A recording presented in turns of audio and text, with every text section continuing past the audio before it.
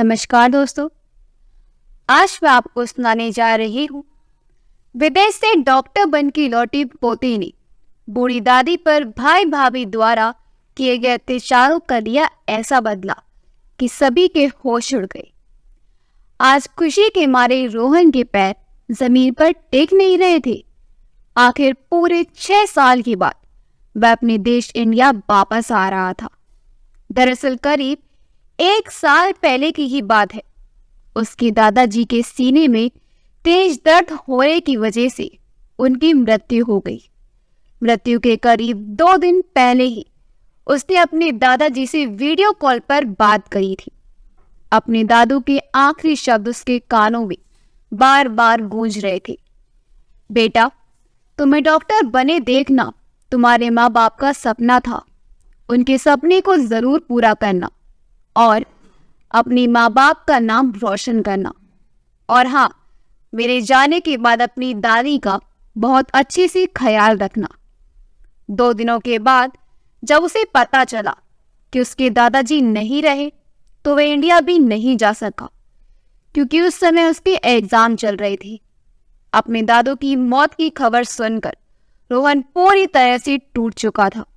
उसका पढ़ाई में भी मन नहीं लग रहा था, लेकिन अपने दादू के आखिरी शब्द उसको रह रहकर परेशान कर रहे थे कि अपने माँ बाप के आखिरी सपने को जरूर पूरा करना।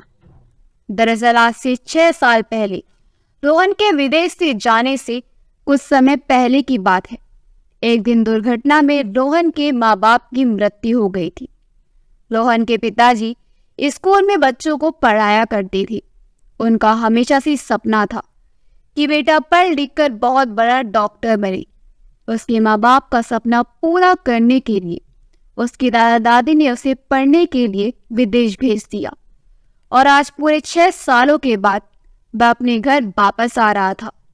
रोहन फ्लाइट में बैठे बैठे सोच रहा था, दादी मुझे अचानक अपने सामने देखकर कितनी खुश हो जाएंगी। पहले तो फूले नहीं समाएंगी और उन्हें जब मालूम होगा कि मैं बहुत बड़ा डॉक्टर बन चुका हूँ और मेरी जॉब इंडिया में ही लगी है तो खुशी के मारे अपनी छड़ी उठाकर ही नाचने लगेंगी। अपनी दादी के बारे में सोचते सोचते रोहन कब इंडिया पहुंच गया उसे पता ही नहीं चला। जब रोहन अपने घर पहुंचा, उसने जैसे ही घर की डोरबेल बजाई, दरवाजा उसके भतीजे ने खोला। बच्चे उस समय हॉल में बैठकर टीवी देख रहे थे।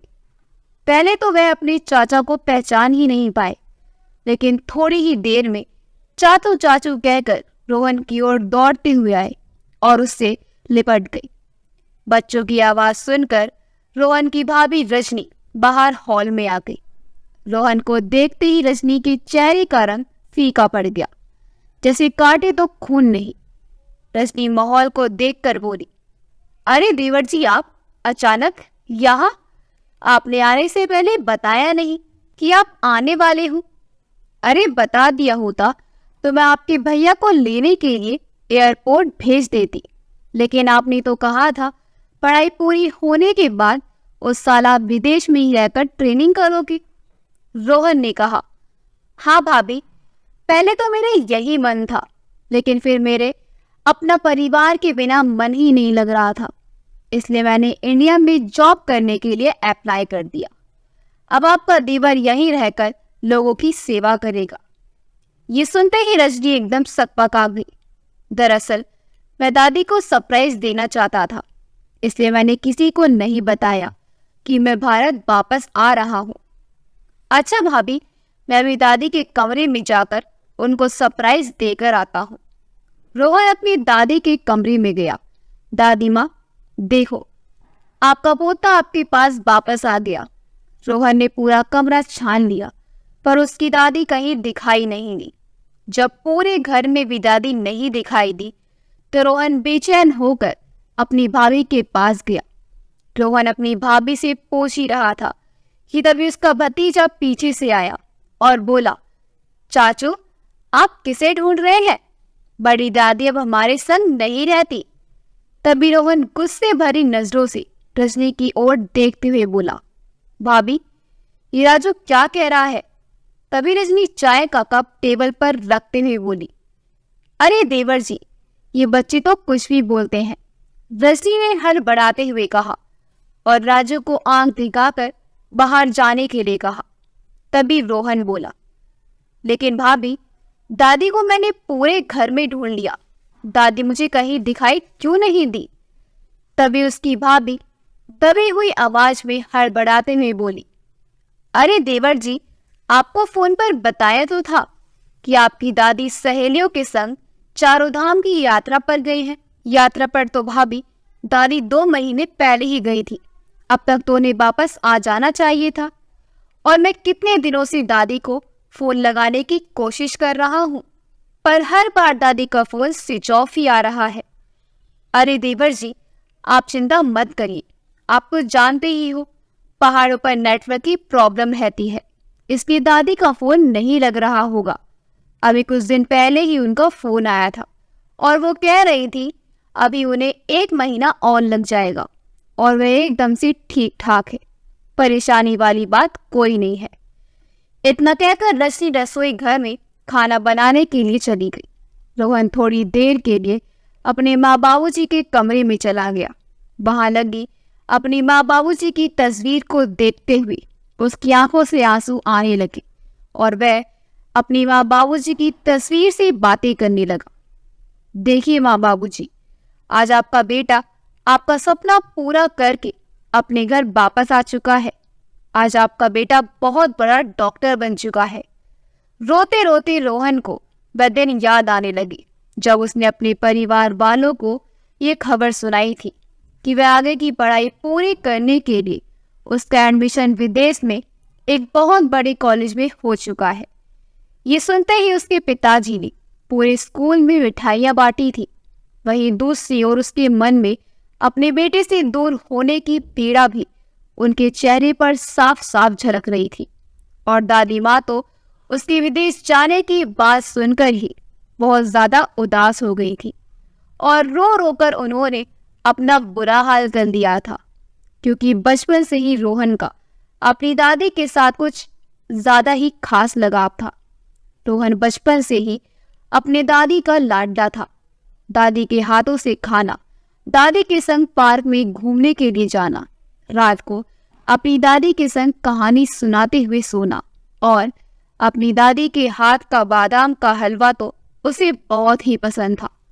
रोहन का एक बड़ा भाई है मोहित, जिसकी अपनी कपड़े की बहुत बड़ी दुकान है और रजनी उसके बड़े भाई मोहित की पत्नी है। रोहन की माँ राधा जी थोड़ी बीमार सी रहती थी, इसलिए उनसे घर के काम ज़्यादा नहीं हो पाते थे और दादी बिना छड़ी के सहारे की तो चल ही नहीं पाती थी। लेकिन संयुक्त परिवार था और सभी एक दूसरे का अच्छे से ध्यान रखते थे। रोहन के माँ बाबूजी अपने माता पिता की बहुत सेवा किया करते थे, लेकिन उनका एक्सीडेंट हो जाने के बाद सारी जिम्मेदारी रोहन की दादी और दादा के कंधों पर आ गई थी। जिस दिन रोहन विदेश जाने के लिए घर से निकल रहा था तो उसकी दादी ने आशीर्वाद के तौर पर भगवान श्री कृष्ण का लॉकेट उसके गले में पहना दिया और आंसू भरी आंखें लिए बड़े ही प्यार से उसकी ओर देखने लगी। तभी उसकी दादी ने कहा, बेटा तुम बेफिक्र होकर जाओ, अपने माँ बाप का सपना पूरा करो। तुम्हारी दादी का ख्याल हम सब लोग मिलकर यहाँ पर रख लेंगे। और उनका सबका आशीर्वाद लेकर रोहन खूब मन लगाकर विदेश में पढ़ाई करने लगा। अपनी पार्ट टाइम जॉब से पैसे कमाता था। उसका कुछ हिस्सा हर महीने वह अपने घर भेज दिया करता था। अक्सर वो अपनी दादी से वीडियो कॉल पर बात किया करता था, परंतु पिछले 2 महीने से कुछ ऐसा हो रहा था कि उसकी दादी माँ से बात ही नहीं हो पा रही थी और घर वालों से पूछने पर हमेशा यही जवाब आता कि दादी तीर्थ यात्रा के लिए गई हुई है। रोहन लगातार अपनी माँ बाबूजी की तस्वीर को एकटक निहारता जा रहा था। तभी रजनी कमरे में आई और बोली, देवर जी खाना तैयार हो गया है, हाथ धोकर खाना खाने के लिए आ जाइए।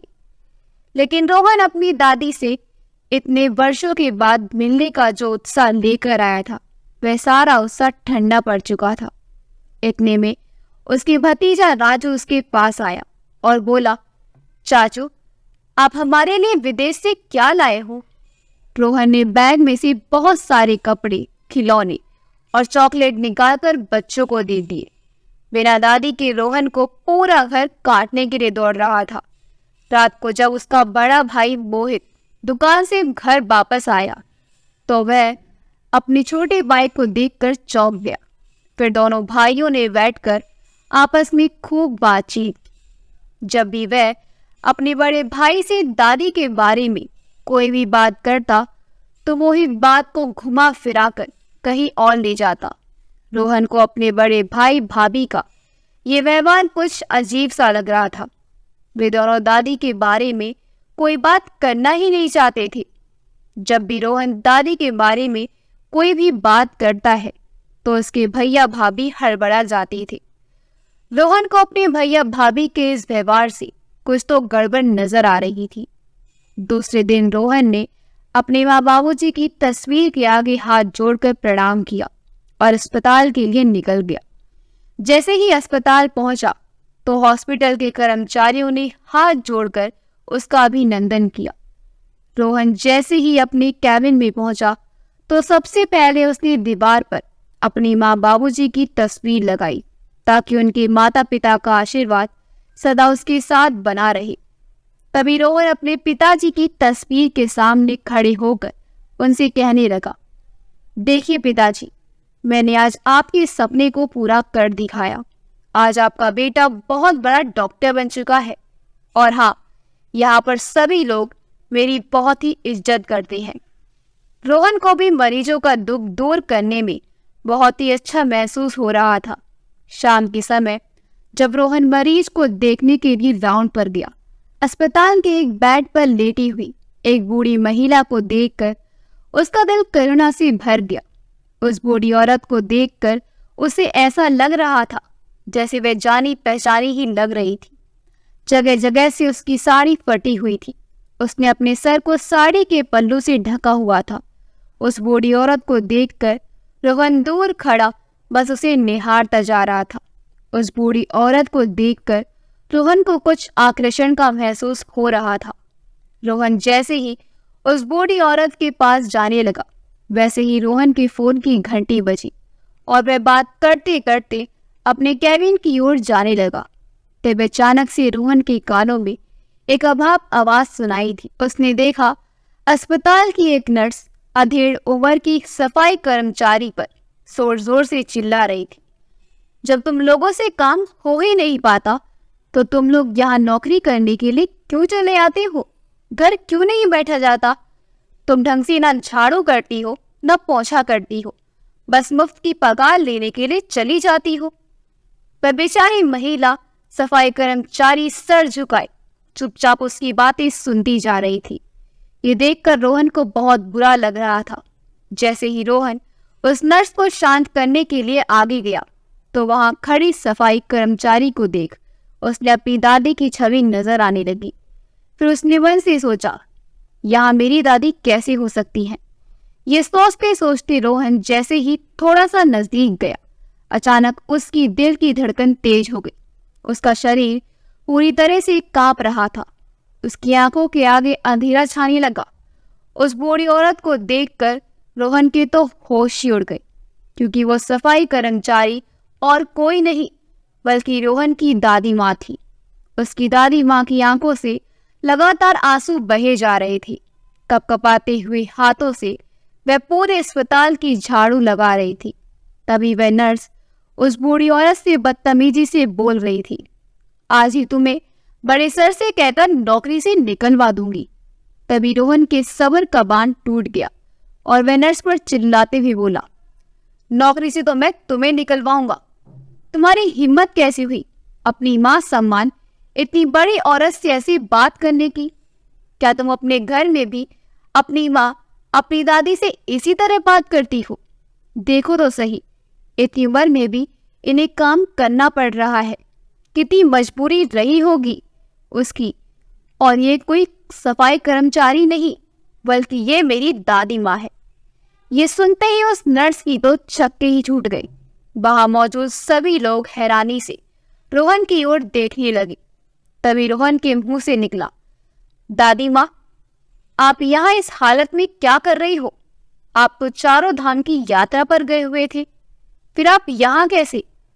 अपने पोते की आवाज सुनकर उस बूढ़ी औरत ने हाथ में पकड़ी हुई झाड़ू को फेंका और जाकर अपने पोते के गले से लग फूट फूट कर रोने लगी।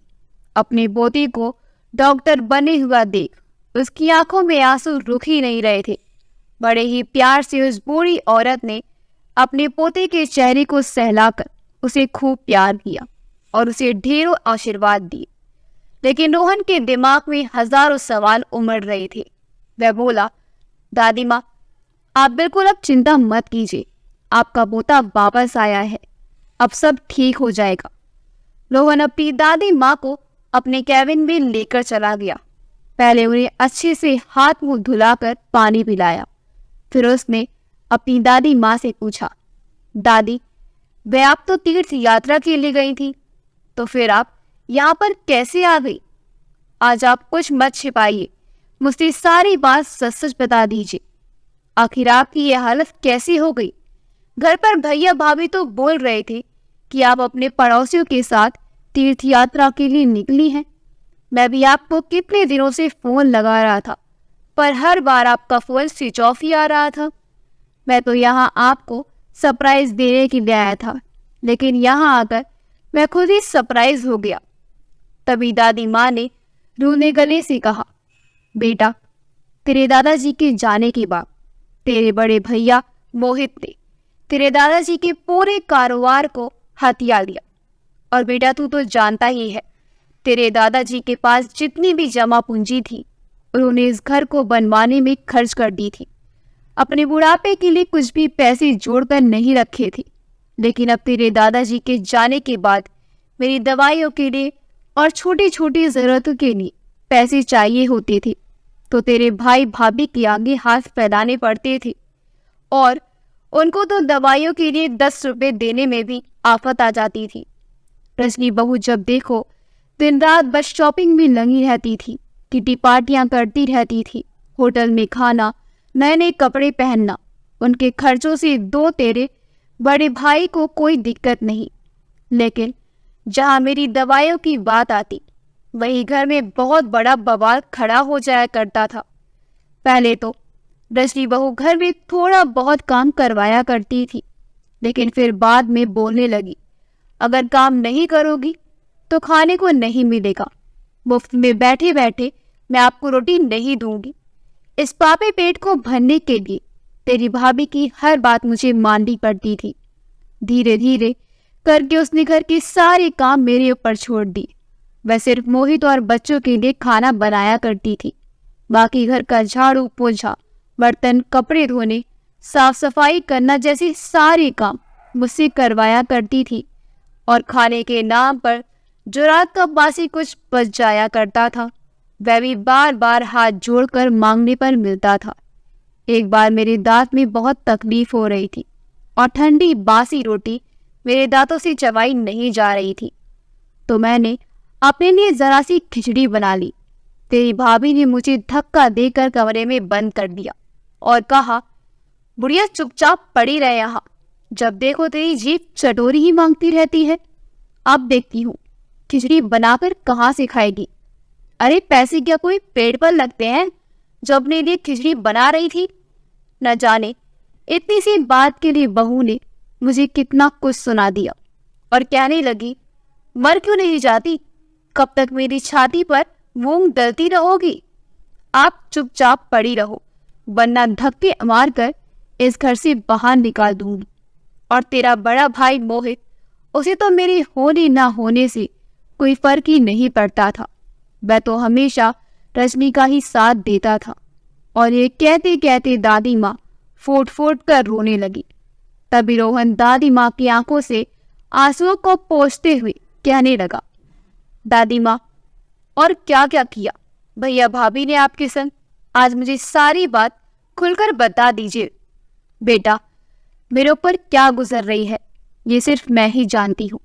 2 वक्त की रोटी भी बहुत मुश्किल से मिलती थी। कभी कभी तो 1 गिलास पानी पीकर ही पूरा दिन निकालना पड़ता था। एक दिन मैंने बहू से कहा, बहू मेरी तबीयत आज कुछ ठीक नहीं है, थोड़ी सी खिचड़ी बना ले। थोड़ी सी खिचड़ी मांगने पर बहू ने घर में हंगामा खड़ा कर दिया और कहने लगी, कोई काम धंधा तो करती नहीं हो, बस बैठे बैठे खाने के लिए चाहिए। जब देखो मेरी छाती पर मूंग ही दलती रहती हो, जब देखो आए दिन तो बीमार पड़ी रहती हो। कभी कहती हो मेरी दवाइयाँ नहीं है, तो कभी कहती हो मेरे लिए खिचड़ी बना दो। अरे नौकरानी समझ रखा है कि आपने मुझे ऑर्डर दी और मैंने पूरा कर दिया। अरे मुझसे नहीं होगी आपकी सेवा, चले क्यों नहीं जाती हमारे घर को छोड़कर, खुद भी शांति से जियो और हमें भी जीने दो। तभी बहू मोहित से बोली, आप इन्हें किसी आश्रम में क्यों नहीं छोड़ाते हो? मैं आपकी दादी की और सेवा नहीं कर सकती। बहू के मुंह से ऐसी बातें सुनकर मुझे ऐसा लगा जैसे मोहित उसे अब जोरदार थप्पड़ लगाएगा और कहेगा, ये मेरी दादी माँ है, इनके बारे में ऐसी बात करने की तुम्हारी हिम्मत कैसी हुई? लेकिन बेटा मैं तो हैरान रह गई ये देखकर कि मोहित को तो बहू की हर बात सही लगती थी। बेटा बहू से तो क्या शिकायत करेंगे जब पोता ही अपना सगा ना रहा। 2 दिनों के बाद मोहित एक दिन मेरे पास आया और कहने लगा, दादी दिल्ली में रहने वाले अपने मित्र से आपकी तबीयत के बारे में बात की। वह दिल्ली में एक बड़े अस्पताल में काम करता है। उसने डॉक्टर से कल का अपॉइंटमेंट ले लिया है। आप कल तैयार हो जाना, मैं आपका चेकअप कराने के लिए आपको कल दिल्ली ले जा रहा हूँ। हो सकता है वहाँ पर हमें 2-4 दिन रुकना पड़ जाए, इसलिए आप अपने 2-3 जोड़ी कपड़े रख लेना और अपनी ज़रूरत का जो भी सामान हो थोड़ा बहुत वो भी रख लेना। मोहित के मुंह से इतनी प्यार भरे शब्द सुनकर मुझे ऐसा लगा जैसे मोहित को मुझ पर तरस आ गया और वह सचमुच मुझे डॉक्टर को दिखाना चाहता है। अपने पोते का ये प्रेम देखकर मेरा दिल भर आया और इसलिए मैं जल्दी से पैकिंग करके अगले दिन रजनी और मोहित के संग गाड़ी में बैठकर यहाँ पर आ गए। दिल्ली पहुंचकर जब डॉक्टर की चेकअप करवाकर हम बाहर निकले तो डॉक्टर ने जो दवाएं लिखी हुई थी, मोहित ने कहा, दादी माँ ये दवाइयाँ हमारे यहाँ पर नहीं मिलेंगी। आप एक काम करिए, आप यहाँ इस बेंच पर बैठ जाइए, मैं ये सारी दवाइयाँ लेकर आता हूँ। ये कहकर भी दवाएं लेने के लिए चला गया। मैं उस बेंच पर बैठे उसका इंतजार करती रही, पर वह दोनों लौटकर वापस नहीं आए। वहाँ पर बैठे बैठे मुझे दोपहर से रात होने को आई थी, लेकिन उन दोनों का कुछ भी अता पता नहीं था। अस्पताल के बाहर घबराई हुई उस बेंच पर बैठी बैठी आने जाने वाले लोगों से अपने पोते के बारे में पूछ रही थी। तभी घबराहट और बेचैनी की वजह से मुझे चक्कर आने लगी और मैं वहीं उसी बेंच पर सो गई। जब होश आया तो देखा काफ़ी रात हो चुकी थी और फिर मुझे समझते देर नहीं लगी कि मोहित डॉक्टर को दिखाने के बहाने मुझसे छुटकारा पाने के लिए लाया था। इस बेसहारा बूढ़ी दादी को इतने बड़े शहर में भीख मांगने के लिए छोड़कर चला गया तेरा भाई। रजनी बहू ने जो उससे कहा था उस दिन तेरे भाई ने उसे सच साबित कर दिखाया। अपने भाई भाभी की करतूत सुनकर रोहन को बहुत ज्यादा गुस्सा आ रहा था। राधाजी आंखों में आंसू लिए हुए बोली, बेसहारा छोड़ने से पहले तेरे भाई ने एक बार भी नहीं सोचा। वो बेसहारा अनाथों की तरह मुझे छोड़कर चला गया। दादी माँ रोहन के कंधे पर सिर रखकर फूट फूट कर रोने लगी और रोते रोते कह रही थी, आखिर हमारी परवरिश में कौन सी कमी रह गई थी? अरे तुम्हारे पापा के जाने के बाद भी हमने तुम दोनों बच्चों को एक समान ही प्यार दिया और तुम्हारे दादू ने तो उस घर को खरीदने में अपनी सारी जमा पूंजी लगा दी थी बेटा। अब ना हमारे पास पैसे थे और ना ही घर था, बस तेरे दादाजी की दी हुई गले में एक सोने की चैन पहनी हुई थी। तभी हॉस्पिटल के बाहर खड़े हुए कर्मचारी ने जब मुझे रोता हुआ देखकर पूछा, माँ जी मैं देख रहा हूँ आप यहाँ सुबह से बैठी रो रही है। तब मैंने उसे सारी बात बता दी। उसने कहा, माँ जी यहाँ तो आए दिन ऐसा ही होता रहता है, ये कोई नई बात नहीं है। जब मैंने उससे कहा, बेटा अब मैं क्या करूँगी, तब उसने मुझसे कहा, माँ जी अगर मैं आपको एक सलाह दूं, अगर आपको सही लगे तो उसे मान लेना। अगर आप यहाँ हॉस्पिटल में नौकरी कर लेंगी तो आपको यहाँ रहने के लिए अस्पताल की तरफ से एक क्वार्टर मिल जाएगा, जिससे आपको काम के साथ साथ रहने के भी बंदोबस्त हो जाएगा। मुझे उसकी बात सही लगी तो मैंने उसकी बात मान ली और मुझे हॉस्पिटल की तरफ से एक कमरा और नौकरी दोनों ही मिल गई। उस चैन को बेचकर मैंने अपने खाने पीने का इंतजाम कर लिया था। बेटा, इतना लाचार मैंने अपने आप को कभी महसूस नहीं किया था। ये कहते कहते दादी माँ बेहोश हो गई। दादी की ऐसी हालत देखकर रोहन घबरा गया। फिर उसने बोतल से थोड़ा सा पानी दादी के मुंह पर छिड़का। दादी माँ के मुंह पर चींटे मारे और दादी माँ होश में आ गई। दादी के होश में आते ही रोहन ने दादी को कसकर गले से लगा लिया और कहने लगा, दादी माँ, मैं आपको कुछ नहीं होने दूंगा। फिर रोहन ने अपने स्टाफ से कहकर दादी माँ के लिए कैंटीन से जूस मंगाया। दादी माँ, आपको जितनी तकलीफ सहनी थी आप सह चुकी, अब तकलीफ सहने की बारी भैया और भाभी की है। रोहन गुस्से में आंख बबूला हो रहा था। रोहन ने अपनी दादी से कहा, दादी, आप अब चिंता बिल्कुल भी मत कीजिए, अब आपका दूसरा पोता आ गया है। रोहन अपनी दादी से बोल रहा था, दादी माँ, अब हम लोग अपने घर चलेंगे। घर जाने की बात सुनकर दादी माँ थोड़ी सी डर गई, क्योंकि वह इस माहौल में वापस नहीं जाना चाहती थी जहां उनके संग कुत्तों से भी बदतर व्यवहार किया जाता था। उनके अंदर और अपमान सहने की हिम्मत नहीं थी। तभी रोहन बोला, दादी माँ, अब डरिए मत, वह घर आपका और दादू का है। उस घर से आपका कोई नहीं निकाल सकता। पराए तो वे लोग हैं जो आपके घर में रह रहे हैं।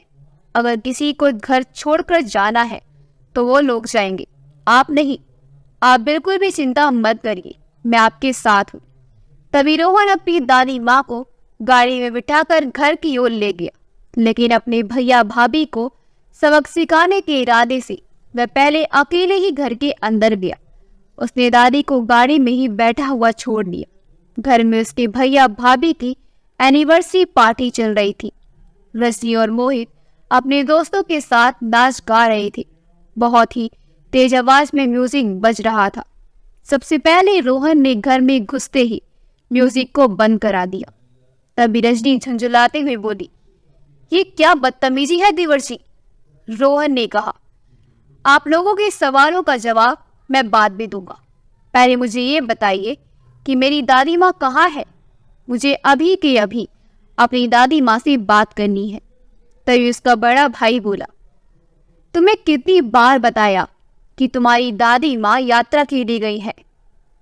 अच्छा, लेकिन उस दिन तो भाभी ने कहा था कि दादी माँ की तीर्थ यात्रा से आ चुकी है और वे अब हरिद्वार के लिए गई हुई है। ये सुनकर उसका बड़ा भाई मोहित घबरा गया। धीरे धीरे करके रोहन के सब्र का बांध टूटता रहा और वह अपने बड़े भाई पर चिल्लाता हुआ बोला, कितना झूठ बोलोगे आप दोनों। अरे सच सच क्यों नहीं बता देते। आपने उनको धोखे से घर से बाहर फेंक दिया। तभी रोहन ने अपनी दादी माँ को आवाज लगाकर घर के अंदर बुलाया। अपनी दादी माँ दादाजी को देखते ही मोहित और रजनी के पैरों तले जमीन सरक गई। घर में घुसते ही दादी माँ ने मोहित के गाल पर एक जोरदार टमाटर झड़ दिया। घर में उपस्थित सभी मेहमान ये नजारा देख रहे थे। जो लोग अभी तक उनसे हंसकर बातें कर रहे थे और उनके साथ पार्टी का आनंद ले रहे थे, वह लोग अब उन्हें घृणा भरी नजरों से देख रहे थे। तभी मोहित के एक दोस्त ने कहा, अरे यार, मुझे तो तुमसे ऐसी उम्मीद नहीं थी। अरे इस दादी ने तेरे लिए सब कुछ किया, तूने उस दादी माँ को घर से बेदखल कर दिया। यार, तूने अपना नसीब अपने ही हाथों से खराब कर लिया। नहीं चाहिए मुझे तेरा जैसा दोस्त जो अपने बड़ों का आदर और सम्मान ही ना करता हो।